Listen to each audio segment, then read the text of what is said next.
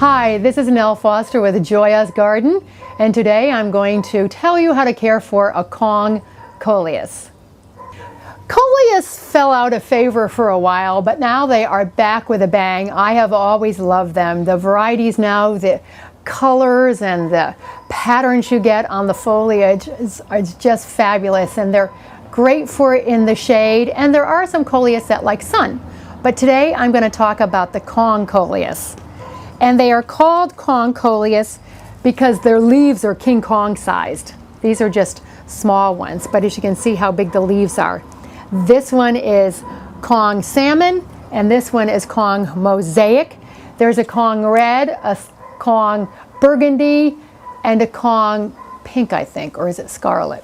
There's like 5 or 6 in the Kong series. And they're really easy to care for. They like a good organic potting soil when you pot them, if you're going to put them in a pot or if you're going to put them in the ground, to just make sure to give them plenty of compost because they do like a nice rich drained soil. I plant with some chicken manure when I plant. There is not anything that they really are particular about in terms of fertilizer. If you want to give it something like a liquid maxi or a compost tea, that would be good too. Just be sure to use a fertilizer at like half strength because they are really sensitive to fertilizers, so you don't want to do it at full strength and dilute it down.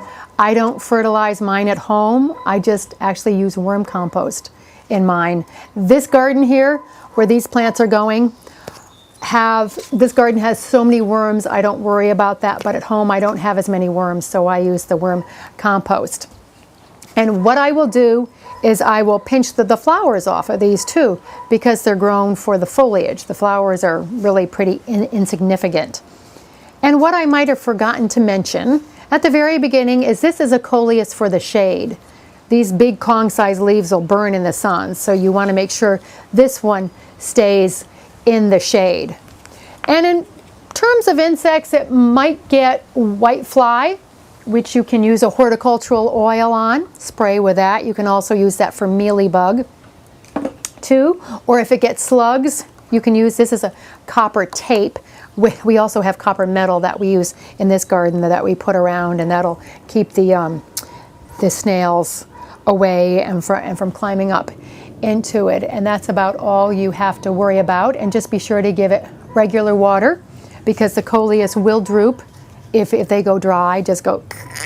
So make sure you keep up on the regular watering and don't over fertilize.